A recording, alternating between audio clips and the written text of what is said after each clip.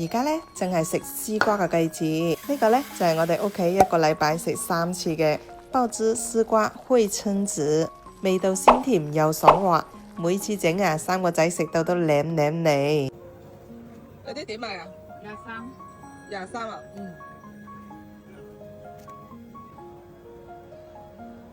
靚生潮水，幾多錢？幾多錢一斤？五蚊，甜唔甜？入邊你五蚊冇嗰啲咁靚5蚊啊？冇咁爽鮮，冇咁甜啊啲你啊，夠冇？跟住落嚟啊，娟姐就將佢好食嘅秘訣分享俾大家，千祈咪走開啊！又到咗夏天食絲瓜個季節啦，咁呢，娟姐今日買咗呢隻呢，就叫做大玉絲瓜，又都叫八角靈絲瓜啊！即係喺我哋廣東呢，嗱呢種絲瓜呢就比較多人食嘅，因為呢佢嘅口感比較清甜一啲，脆爽一啲，夏天呢就好適合攞嚟滾湯啦、清炒啦，都非常之正噶。嗱呢啲絲瓜呢一定要買嫩身啲嘅喎，唔好買太老噶啦，因為老嘅話佢啲籽好硬嘅。你點樣先至知道佢係夠嫩呢？嗱，你咁樣好輕鬆呢就可以將佢搣得爛嘅呢，咁呢啲絲瓜就比較嫩身啲啦。絲瓜個皮呢，我哋盡量就係批厚少少，因為呢啲絲瓜皮呢比較硬一啲，所以批乾淨啲呢就比較爽滑一啲嘅。再將佢切成你中意嘅大細。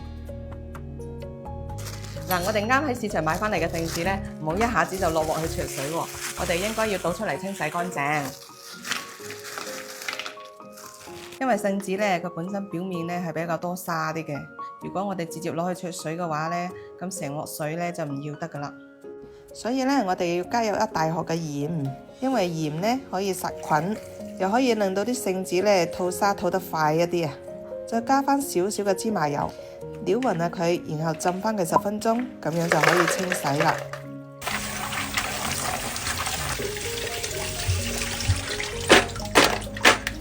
另外燒一鑊水，加入薑葱，倒入聖子，調最大火，然後呢煮到啲聖子開晒口啦。咁樣即刻就可以撈起身啦，如果唔係就好容易煮老噶啦。煮聖子嘅湯呢，我哋舀翻半碗出嚟。聖子呢，我哋就將啲肉搣晒出嚟，清理乾淨呢，我哋放喺碟度備用。另外起一個油鑊，放入幾塊薑片同葱段去爆香佢，再放入口蘑，然後大火去翻炒佢，炒到半熟嗰陣呢，我哋再加入絲瓜，隨便咁翻炒幾下。呢味菜嘅靈魂呢，就係呢個花膠鮑魚汁啦。呢個係由我哋星級大廚按照配方調製出嚟㗎，佢可以將普通嘅食材變得高級又美味，只需要增加少少鹽咁就夠晒味。再倒入渌聖子嘅原湯，冚蓋大火煮佢3分鐘。嗱，呢個時候呢，我哋可以加入生粉水漿一漿佢，咁樣嘅口感就更加滑溜一啲。最後呢，就將聖子肉全部放入去啦，再煮翻佢30秒就可以出鑊啦。咁樣做嘅絲瓜燴聖子食起身呢嫩滑又鮮甜，清淡又唔油膩喎。屋企有老人家同細蚊仔嘅都超中意食啊！哇，太鮮甜啦，好好食。中意靚靚嘅朋友呢個菜呢多食都唔驚噶，冇負擔噶，食起身又清爽又鮮甜，太好食啦！